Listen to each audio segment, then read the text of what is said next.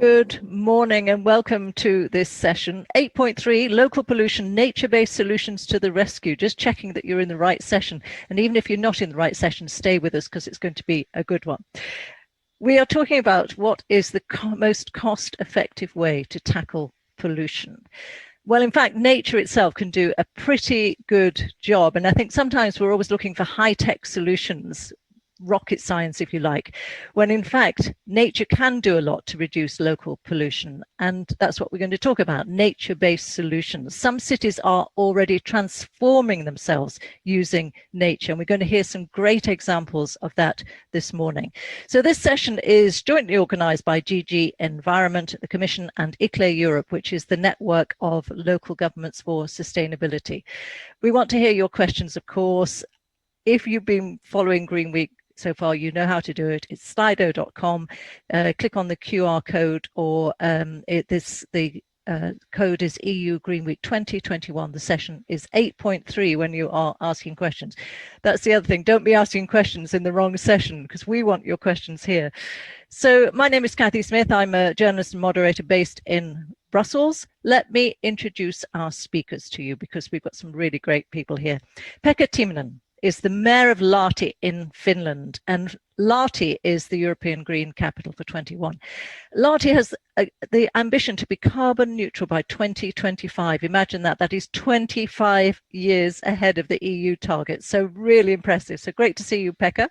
Maybe you want to just give a little wave to everyone so we know who's who, because I don't think it's terribly clear on that screen.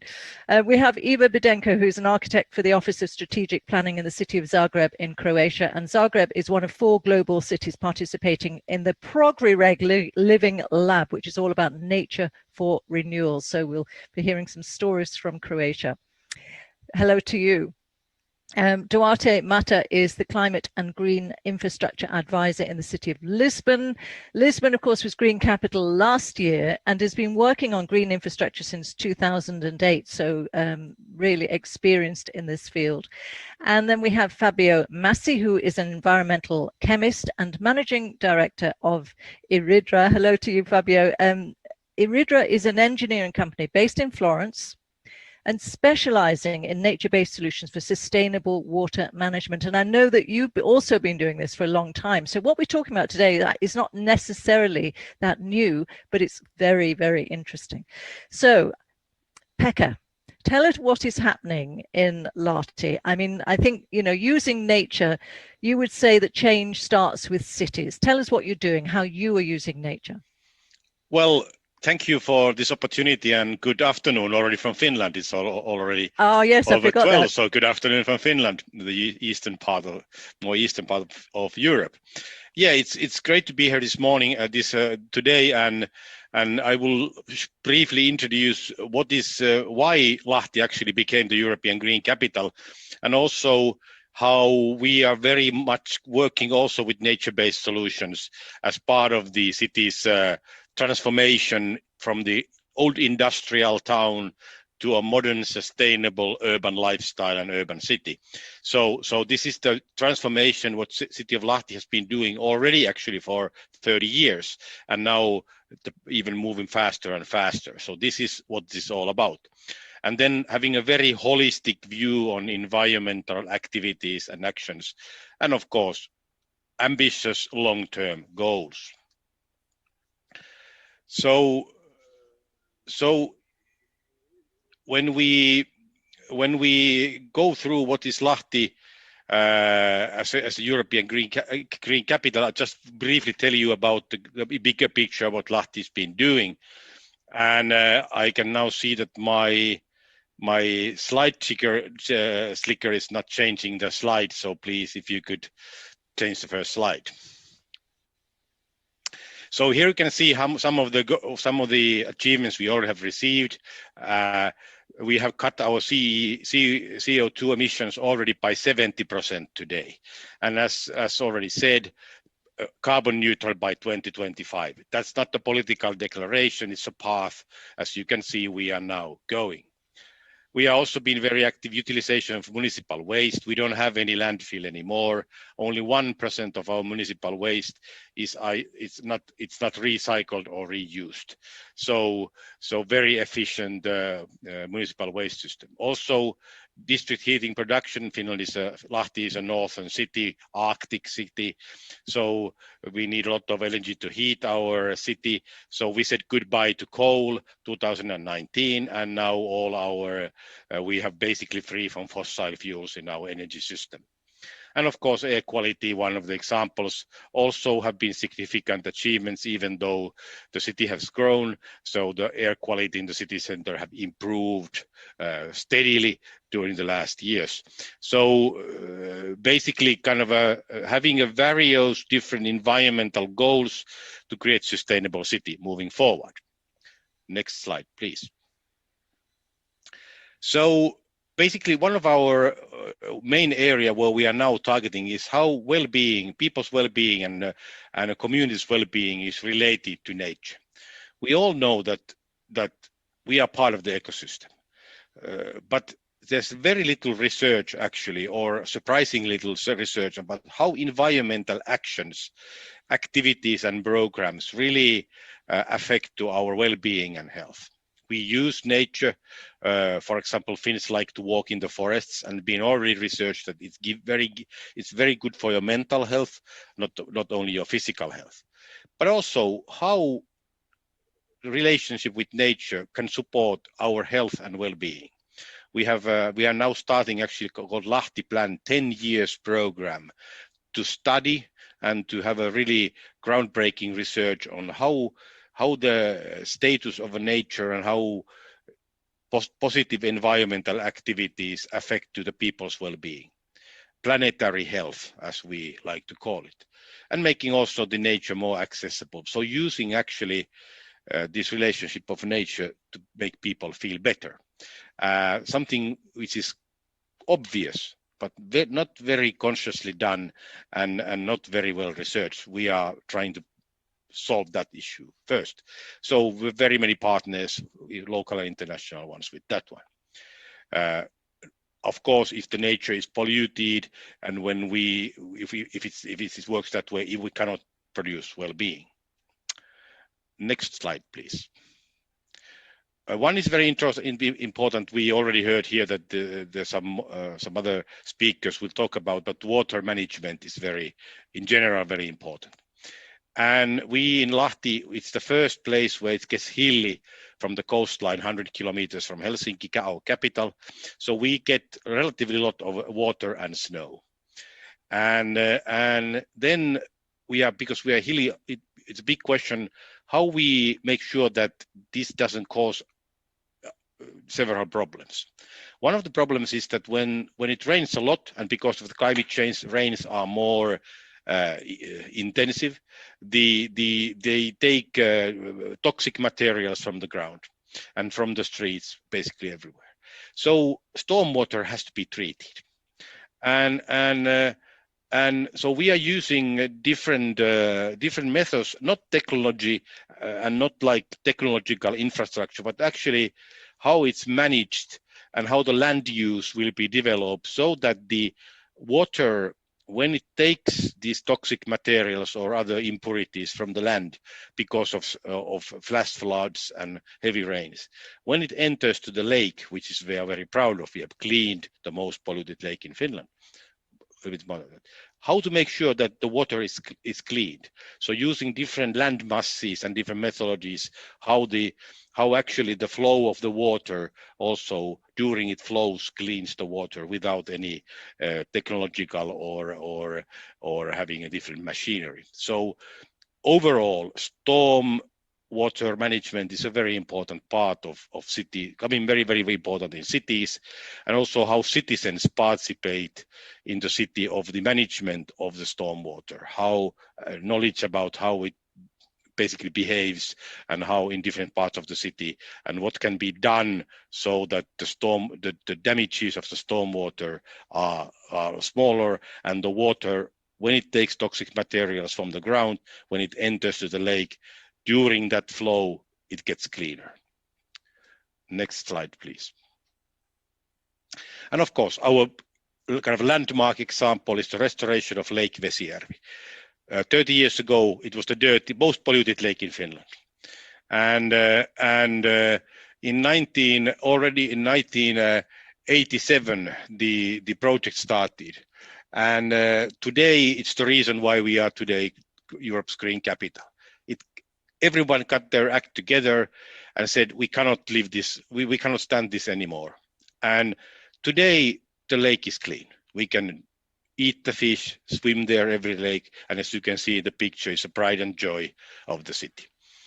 And so we have used both technological methods, but also the main idea is how to help the lake to clean itself, how to make the ecosystem functional again, so the lake, helping the lake to clean itself. We need, of course, some action, there's a lot of that, but basically is to put it back where it was. Today, some experts say that the lake is in a shape that this was in let's say between 1910 and 1920. So we have gone back 100 years. We need to go still back 50 more years to the 19th century status of the lake. But overall, combining academic research, people's activities, and then understanding that the lake needs to be, we have to give some strength to the system of the lake so it can start helping itself. And that's how this big lake is today already in a very, very positive status, and moving forward now and trying to figure it out what to do with the lake. And of course, it's very important to reduce pollution levels so that the lakes is cleaner and cleaner every year. But also, lake itself does a job too. Next slide, please. So this is a picture. We are a city famous for its originally for its Nordic ski background, hosting 7 times World Championships and every year a World Cup.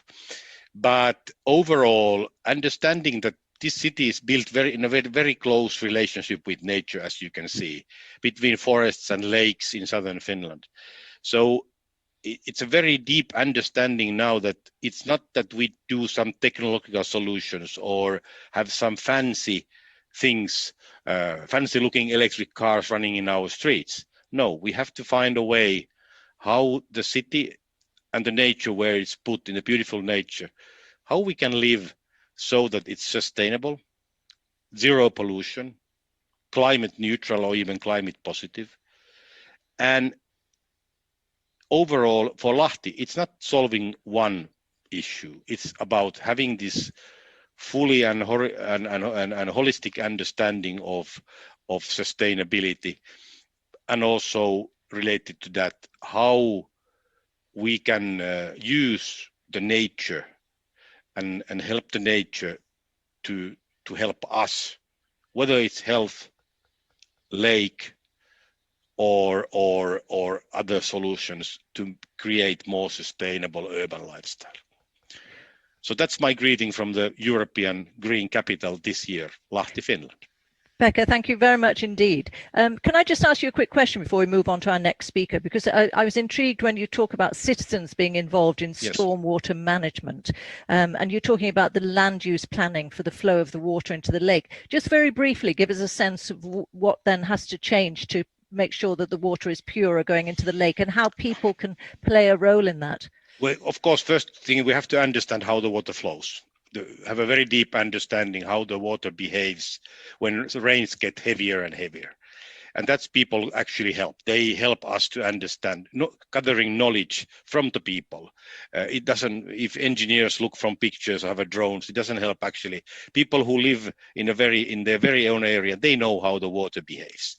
So using that knowledge, and then also making sure that when the water moves forward, it goes through certain, we can put certain kind of different sand and different land masses that filters the water when it moves forward, and understanding that it has a big significance where it flows, not only managing it from the land to the lake, but understanding that we have to understand that what happens during that flow. Right. Okay. Well, I mean, that's really interesting, and particularly the idea of local people getting involved. Let me move on to Iva Bedenko now, who's an architect, we said, from the Office of Strategic Planning in Zagreb. So you're part of Progear. I can't even say it. It's an acronym. Progear Egg. It's Progear Egg. Progear Egg, right. So it's the GI, green infrastructure in capitals. This is why it's maybe confusing. Yes, and I looked, I mean, I know that it's productive green infrastructure for post-industrial urban regeneration. I love these acronyms, but we're also very interested to hear what is going on in Zagreb. Okay.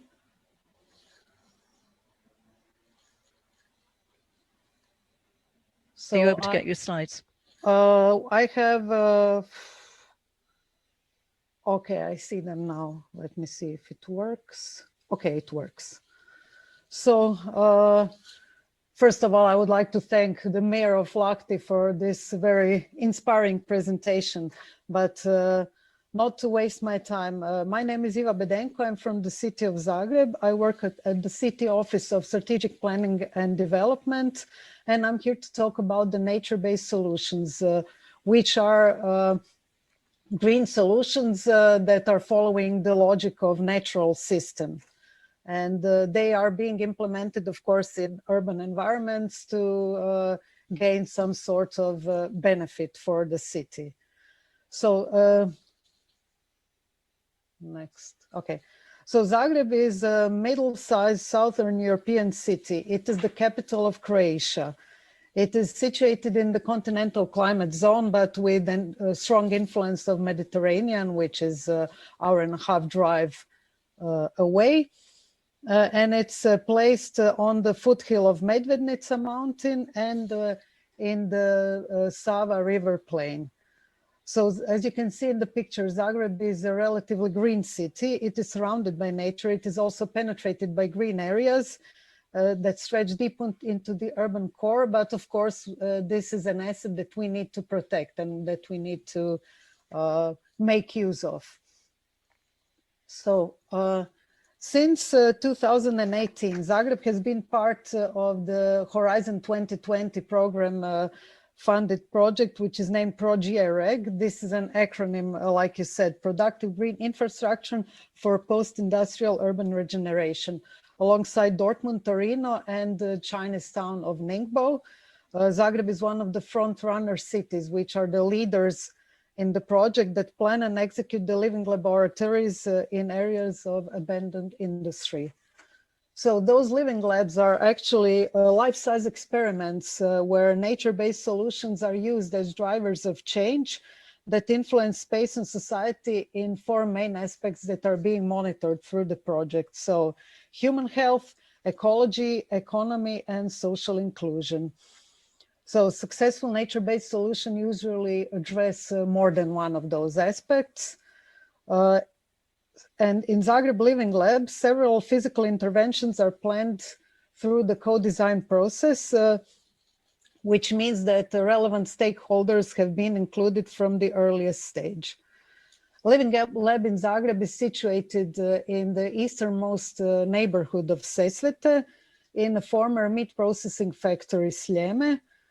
So Sesvete is a green and peaceful community, and its natural expansion to the south has been blocked by an industrial zone, which has been partly sort of reclaimed by the citizens. And this is one of the things that we are attempting to do with our project.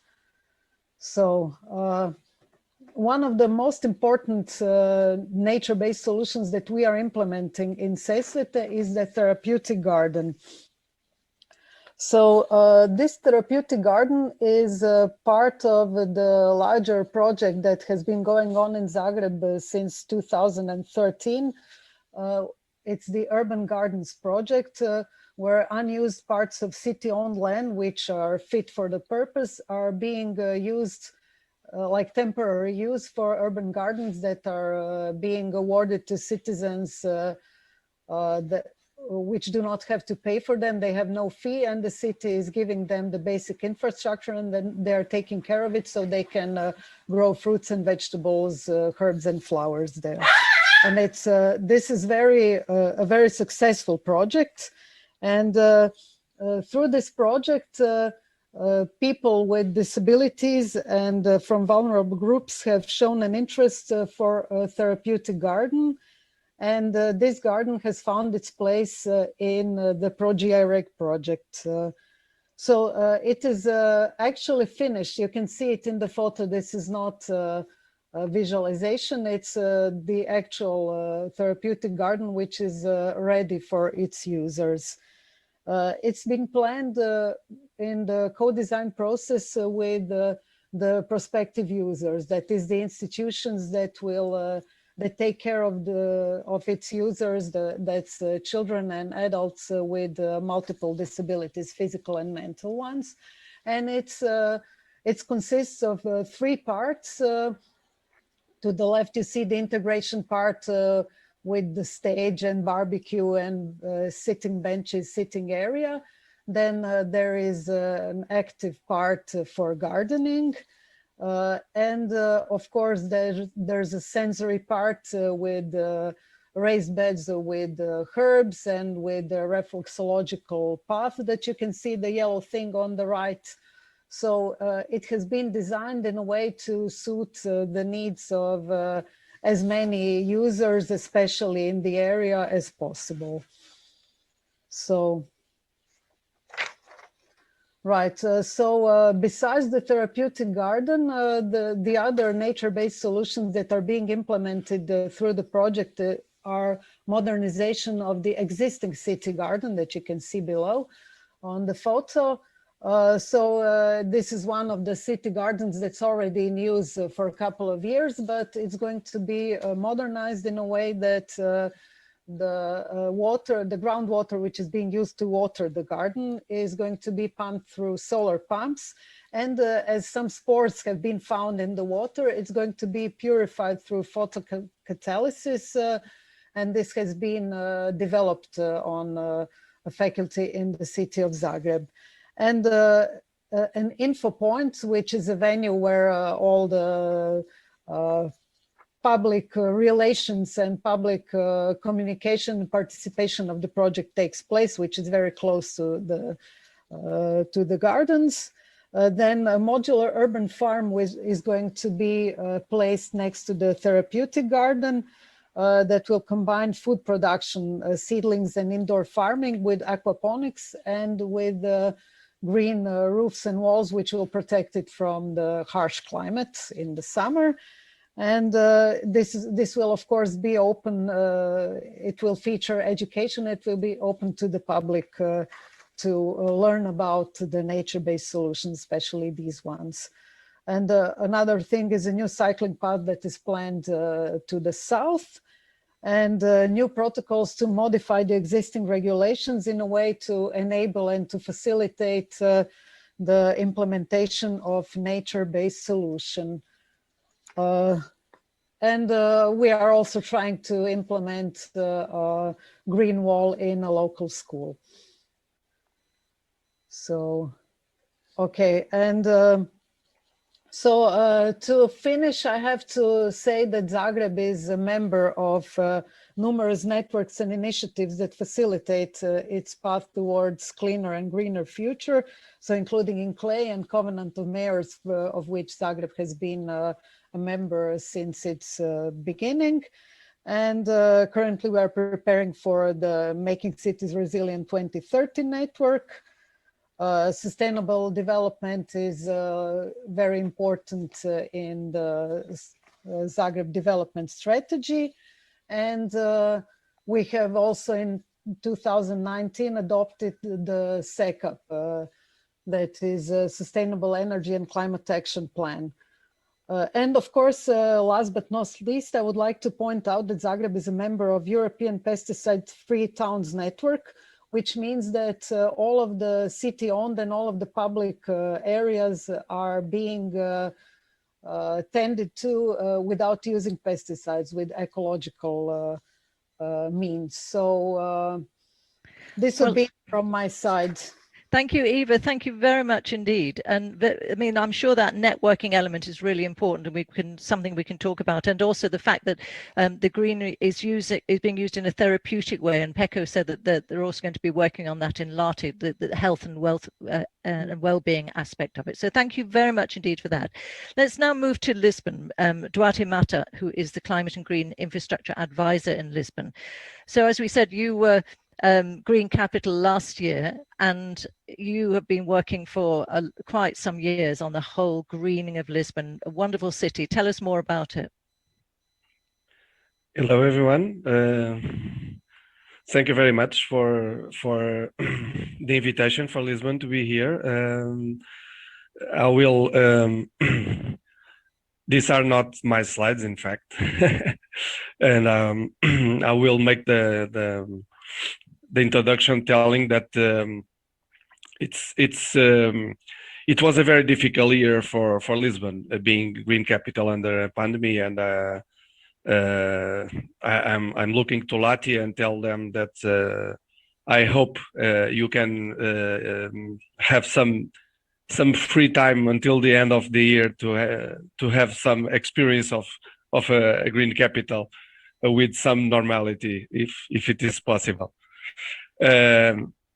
So we are working hard in the green infrastructure. I think it was a very important task that we have achieved during this decade in Lisbon. We have tried to use the green infrastructure as a leverage of a green city, and we have improved a lot the vision we had from the green infrastructure. In fact, when 10 years ago green infrastructure didn't exist as a tool, it was like green spaces that were more and less connected, and we have worked hard that they could become a green infrastructure providing ecosystem service, and we have changed the master plan in the beginning of the decade regarding the possibility of having 9 green corridors in a consolidated city, which was a very important achievement that we are still working to. And so we have designed 9 green corridors. So far we have closed and finished 5 of them, and we are with more than 50% of the other 4 in good shape to be concluded until 2025. And it means more than 300 hectares of new green, and we are talking about a city which is very dense and consolidated. So it was a big effort, millions of euros spent, but at the same time the most important thing that we were providing other service, urban service with green infrastructure. So we are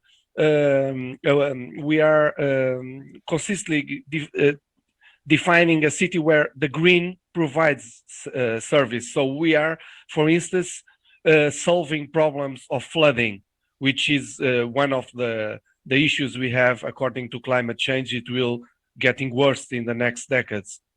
So we are designing basins to retain water. So the green is providing that service.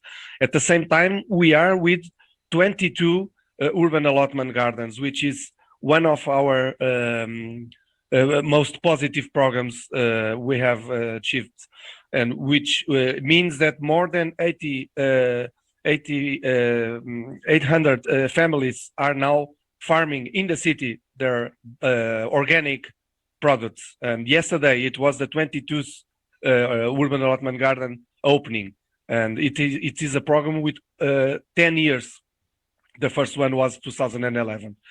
At the same time, we are struggling with the heat wave, which is a social problem in Lisbon, because the heat wave is something that can affect the climate justice issue, because we are tackling that, because we have people, elderly people, we have people with diseases, and in some part of the city, the green infrastructure can be vital to decrease the air temperature, which is predicted to hit till 4 degrees in some part of the city. So the green is providing here, it's saving lives, if you want to tell that. So nature-based solutions are, as you can see in this figure, we are creating several parallel programs embedded in the green infrastructure of the green corridors. And at the same time, it was very important because we are at the same time reducing the cost of investment. For us, nature-based solution is cost effectiveness, because we are creating landscape, natural landscape or climate adapted landscape instead of boutique green, which is something that is not acceptable anymore. Design beautiful gardens is something from the 20th century. Now we are designing 21 century landscapes, something that can be resilient, can be productive, people can using for mobility, people can use it for protecting themselves, the temperature, can solve problems of air pollution because it helps in the green corridors to air drainage. We can use it from saving water if we are making options from the landscape, natural landscape from our region. So we are planting massive trees, as you can see here in this picture of our first action of the Green Capital in January 2020. Before the pandemic, we had 3 months more or less natural and normal, and we have more than 500 people planting 20,000 trees in one day. And it was very important because we are embedded in this project with the LIFE project. We have LIFE Lungs project, which is a climate adaptation project that we cross green infrastructure with climate adaptation issues. We have also some tools from climate adaptation that we are implementing. The rain-fed biodiversity meadows. We imported solutions from the countryside, and we are replacing irrigating lawns, saving water, and creating a more resilient and biodiverse structure. These are some pictures of green corridors that we provide with this structure, which was awarded in 2013 with a climate award from the European Commission, because these meadows are at the same time championship of carbon and nitrogen capture and storage in soil. So they are natural, they are resilient, and they can be beautiful as well. Of course, in summer we have brown spaces until next month, until October, and we have to inform people why is that. It's not a problem of the irrigation system. It's something that information can do a lot, and LIFE Lungs project is making its job. We are now with sheep grazing in one park, closing the cycle of materials. And one last slide to finish my presentation. Now I will, it is not function, the slide clicker. I will ask for the next slide, please. Yes, thank you. This is the ecological depuration in lakes. We are experimenting. This is an experience in 5 lakes. So we have implementing floating islands over Portuguese natural cork, which comes from our national tree, which is it's an oak that exists in all country, and we can use this compost, the remnants of the cork, to create these technological and simple solutions that are floating islands with plants, and they clean the water, and they are shelters from birds, from ducks that create the nests there, and they are also very beautiful, and the water becomes cleaner every day, and is something that we want to replicate in our lakes. So to conclude, I think green infrastructure in Lisbon is It was a big effort of investment, but at the same time, we could reduce a lot comparison with the conventional landscape design, which has no space in it has a few space, if you want, in the city of future, where the green infrastructure should provide really and complete urban service. Thank you very much. Thank you very much indeed, Duarte. Very, very interesting to hear. And I mean, although big investments, you say cost effective, and we are not talking about just making pretty parks anymore, that it's about providing ecosystem services. And I mean, when you can go as far as to say that you think you can save lives in mitigating the effects of climate change, you know, really, really powerful. Thank you very much indeed. So we've talked about nature providing solutions, and we tend to think it's always very simple, but of course there is some science behind it, there is engineering behind it, and this is where Fabio Massi comes in, environmental chemist, managing director of Iridro, I mentioned before, a company based in Florence, and you're basically helping with sustainable water management in terms of using nature-based solutions. So I know you've had experience with so many different areas of Europe and elsewhere in the world. So Fabio, tell us some more. Good morning, everyone. I see my presentation. My company is working since more than 20 years in the sector of nature-based solutions, and we started by a particular kind of nature-based solutions, which are defined as treatment wetlands. So the wetlands where the wastewater is processed and then discharged in the final body or reused. So we started working 20 years ago, and I'm very happy to hear nowadays so very important stakeholders as the former speakers of this morning, which are nowadays adopting these solutions that we are promoting, mainly making a lot of research and developing new applications of them for new sectors of water management and sanitation. And we started working 20 years ago just on what is shown in this slide. So a very open water cycle, let's say it's just representing the linear economy. So the water is just treated, used and discharged just once. And there are big impacts created by the centralization of the wastewater treatment, like the discharge in a unique point in the river, and then a lot of combined sewer overflows that are discharging raw diluted wastewater in the rivers. And those are the causes for which still nowadays we can't reach a very good quality of our rivers in Europe and in other continents. So in about 30 years, we have developed more than 500 systems which are working in almost all the continents but Antarctica, let's say, and they are all nature-based systems which are dealing with wastewater treatment and reuse.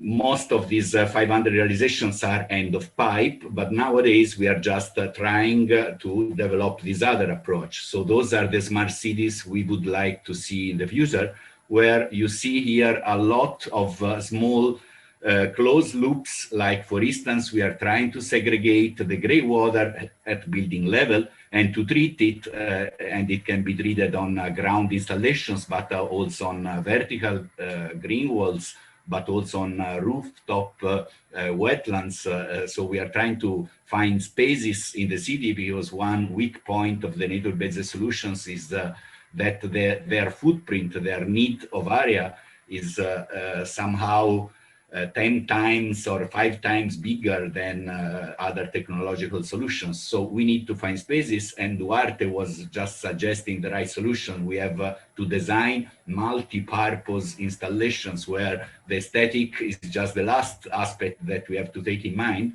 but then these green spaces can do a lot of other functions that are helping the city to be smart. The closed loops are just for reusing the water at the production site, and we also have to deal with the rainwater, just not mixing it with all the other wastewater as we have done for decades, which is bringing a lot of issues then at the wastewater treatment plants, but we have tried to keep the water, the drops of water in the place where they fall. In this way, we can try to recover resources. And what we are trying to do at the moment is even a bit more complex. I mean, in this slide, I was just showing the installations for the water recycle, but what we are doing right now is even a bit more complex. We are trying to create these links, the nexus in between the water treatment, the water usage, and the production of goods. And the goods that we want to produce are mainly energy by biomass production, so like short rotation plantations, but even food. And just on this purpose, I invite you to follow this Horizon project where we are working on at the moment, which is called HydroUSA. The website is hydrousa.org. And we are experimenting there the direct usage by fertigation of treated wastewater by nature-based solutions for creating food, for fertigating crops. So that's absolutely an optimization of the water usage, because we are recovering the main resource, the water, but even the nutrients which are contained in it, and also a lot of chemical energy of the compounds that we define as pollutants, but they are simple chemical molecules which are containing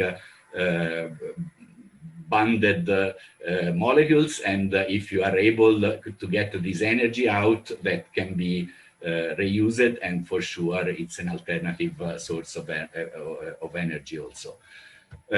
Just studying the installations and making monitoring over them, we have been able to create several very important references which are now considered at worldwide level. For instance, one sector that is developing really widely and in an exponential way is this treatment of the combined sewer overflows, which are still a very diffuse source of pollution. Let's say we have a lot of these combined sewer overflows in the sewer networks in the cities, and so there are a lot of them which are discharging in an improper way nowadays. And this case study, for instance, is nearby Milan, and it's a vertical flow wetland which is treating the first flush, and then a sort of extended retention basin which is accumulating the even very, very intensive runoff events which are coming from very intense rain events.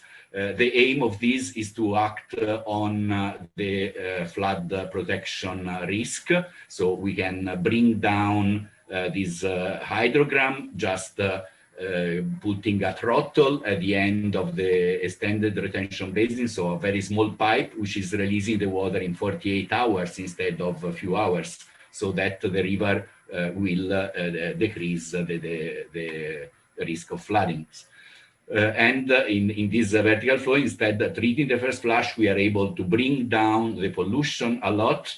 And if we compare in a sort of how to say, an extended valuation, even considering the other effects, the economic and the social effects, we see that in comparison to the state before the intervention, which was a popular plantation, or instead of a gray concrete tank, which is accumulating the first flush and then bringing the water back to the wastewater treatment plant at the end, the infrastructure is exactly the one which is getting the higher score. So it's offering the best advantages in terms of willingness to pay from the citizens, their willingness to make use of this green park for their leisure, and then obviously we get the effects that can be assessed numerically. I mean, like the improvement in water quality and the regulation of the flows. So that's really a very good reference at the moment. There are like 3 peer-reviewed papers published on this system, and that's just one of example. but we are working now and trying to produce references for the green walls, for grey water recycling and so on.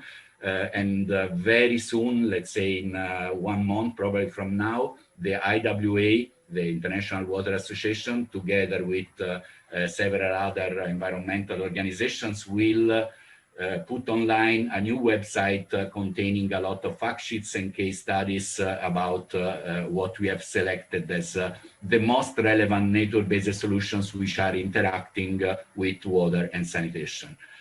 So I hope that in these 7 minutes I've given you just a flash of what is present at the moment in this wide sector of nature-based solutions applied to the water management, and to have inspired you for improving them also in your reality. Many thanks. Thank you very much indeed. I mean, and when you've got the evidence like that, it's a bit of a no-brainer, isn't it? And then how wonderful to hear about things like rooftop wetlands. It's wonderful. So we have a question here, which I think will start us off beautifully, because we really do want to know how you can mainstream this, how you can get other people interested. So somebody says, well done, Lati, amazing work. I wonder how we could transfer this approach to other, also bigger cities.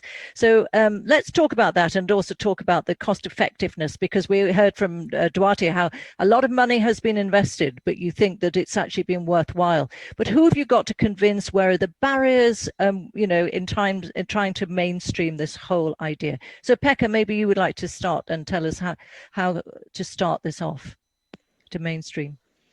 That is an excellent question, because Lahti represents the majority of European cities. Most of the Europeans live in mid-sized cities like Lahti, between 100,000 and 300,000 inhabitants. So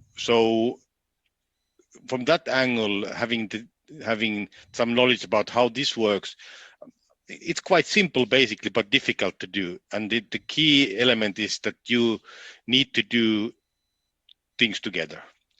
It cannot be a sole project of a city hall or a certain body or a association or certain movement. Whatever you do in environmental projects in general, is that this idea of engaging and togetherness is vital, because that gives you that long-term sight and possibilities to do things. Also, what is our experience is when you are able to involve different stakeholders and different groups, new opportunities arise, something that you didn't imagine in the beginning. What sort of thing? Well, for example, try to give you exactly. For example, people bring in things that very simple thing is resources. You never notice that there is certain resources. Hey, we have more money to do this. Or we are now working with carbon neutral building, infrastructure and buildings. So we opened the development center for carbon neutral building. And suddenly you realize that there is an even much bigger business interest that you didn't understand in the beginning. Or people are really curious about to know, hey, what I can do in my house to make it more carbon neutral.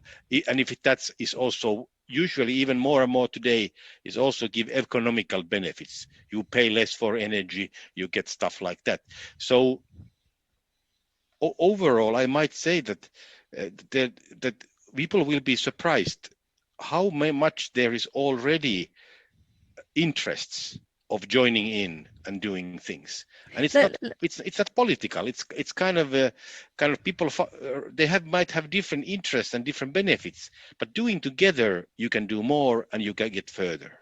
Now, of course, there can be cultural elements in this. Yes. Let me, Duarte, in Portugal, did you have to really convince people? I mean, you talked, for instance, about the aesthetics no longer being as they were. You know, the flowers are no longer there in the summer. It's brown, but that's one little example. But have you found it difficult to get the political people on board and also the local population?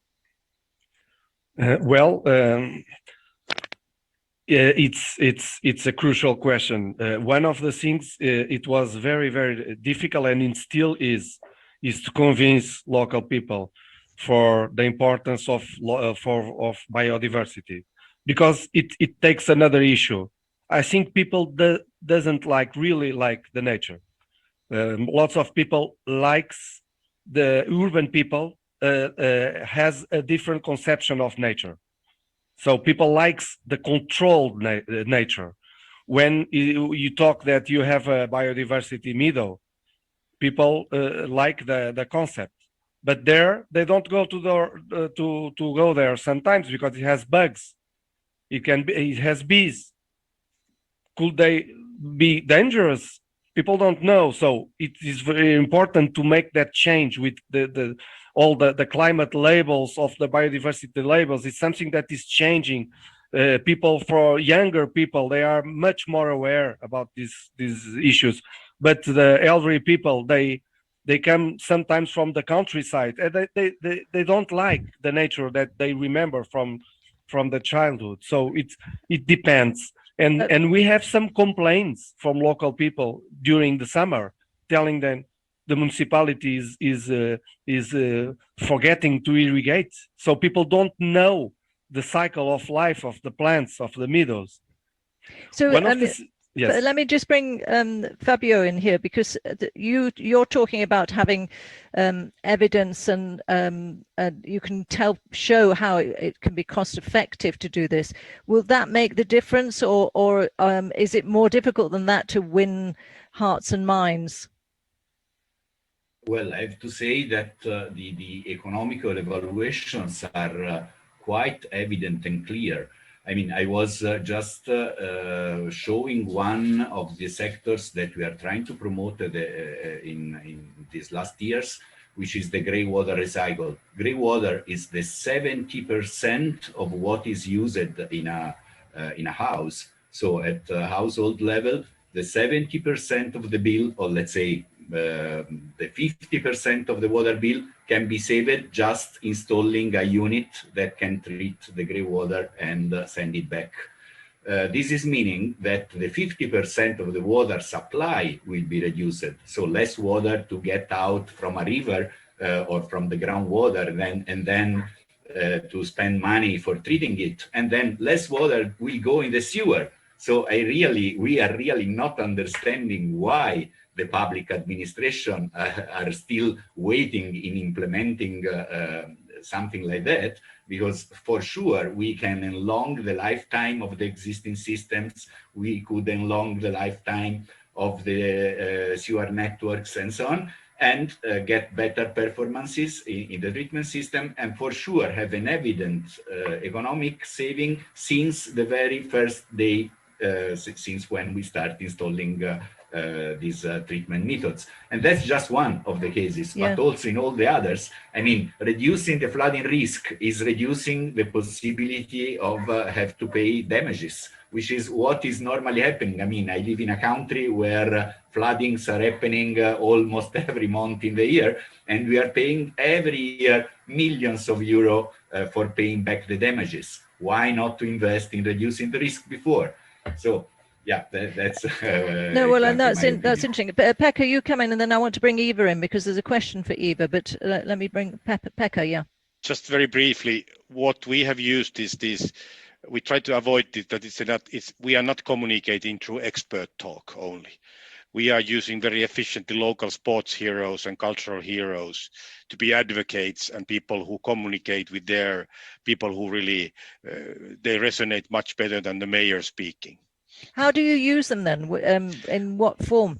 Well, for example, as Finland, ice hockey is the big thing. It's our football, and we have a big arena and a team in our Finnish Premier League. So the whole team is working. They have said that we will be world's first professional carbon neutral professional team.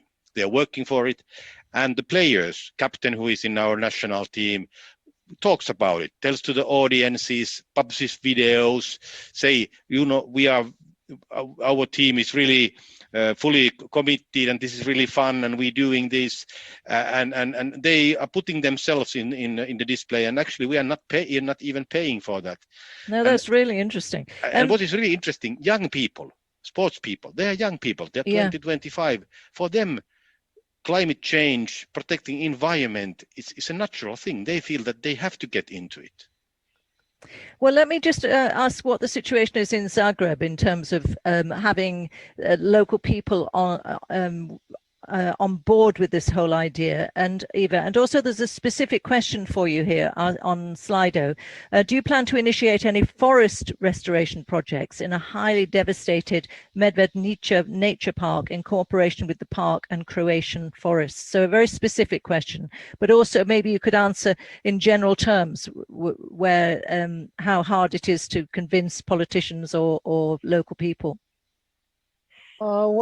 First, I would like to say that I will be very happy if the Medvednica mountain, which I mentioned when I was introducing Zagreb, will go through a process of reforestation, as I see it through my window, and I'm aware that it's been devastated in the recent years, and I'm not working on it, but if I have a chance, I will be happy to be involved.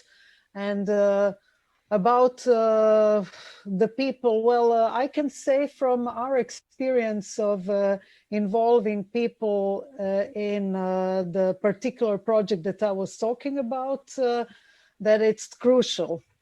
It's really crucial to involve people while you are planning something, not to inform the people with the planned activity, but to involve them in the planning, to ask for their opinions. And this is what we have been doing in Sesvete in the past years, in the beginning of the project. And this way, the people who are going to use the area already are familiar. They have trust in the project. They have trust in the new interventions that are upcoming. So the important thing is to involve them through any kind of way, through any kind of means of participation, to involve them as early as possible.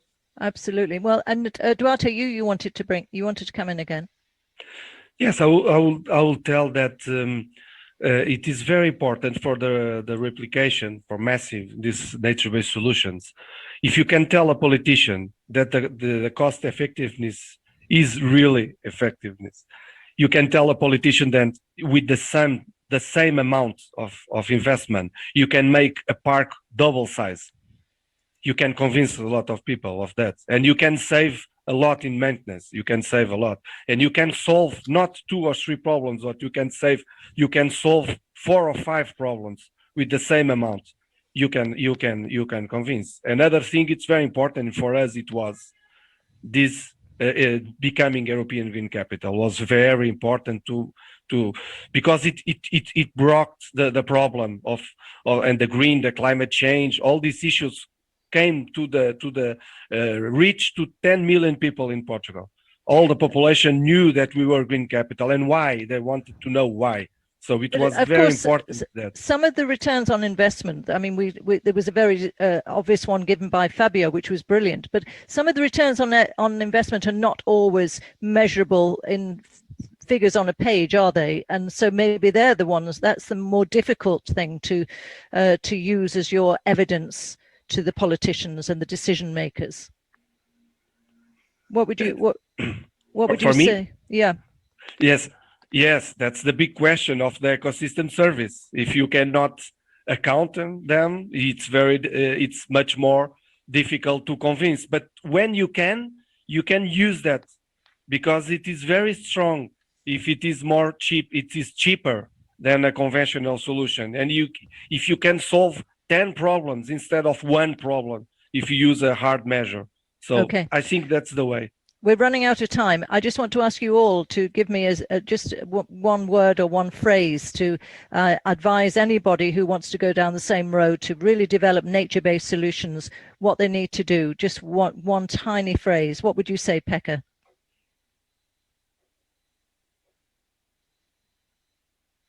Your microphone's not on. Your microphone. I would say encourage and say, but the most important thing is start now. Okay, Eva. I would say include people as early as possible. Thank you. Duarte?